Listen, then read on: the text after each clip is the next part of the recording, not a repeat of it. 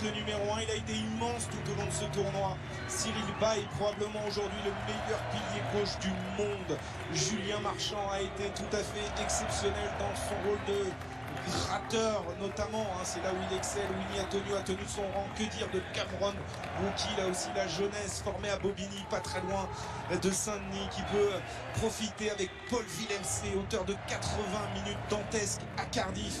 Ce joueur, François Cros, exceptionnel dans l'abattage défensif, un joueur de l'ombre qui s'est mis en lumière ce soir avec un essai à la clé.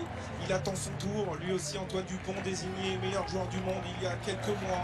Il a été hyper important dans l'architecture de la défense française. Sean Edwards, l'anglais, qui sera probablement qualifié de traître demain par nos amis outre-Manche, qui aimerait bien d'ailleurs le récupérer peut-être pour le prochain mandat, parce qu'on n'en parle pas beaucoup, mais Eddie Jones va être sous pression dans les jours à venir. Lui qui avait dit qu'il avait un plan, Antoine Dupont, pour contrer les Bleus ce soir et venir gagner. Il n'a pas le même architecte. Non, il n'a pas le même architecte. Les plans n'étaient pas les mêmes. Ça c'est sûr. Thomas Ramos qui a participé aussi à ce match, à la fête. Jean Castex est là, évidemment, le Premier ministre, pour féliciter le ministre de l'Intérieur, c'est son surnom, Antoine Dupont.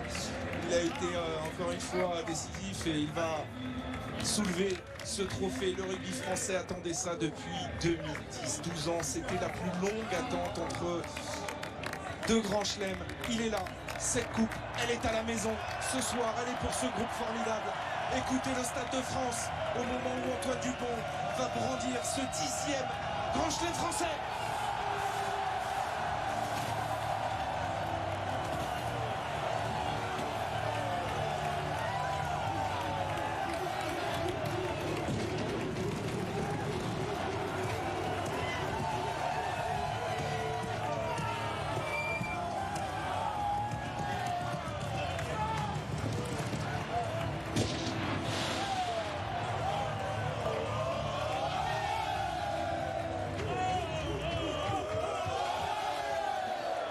C'est l'apothéose que l'on espérait avant ce match, on l'avait dit, c'était la finale rêvée, France-Angleterre, un crunch pour terminer, ils ont été à la hauteur de l'événement et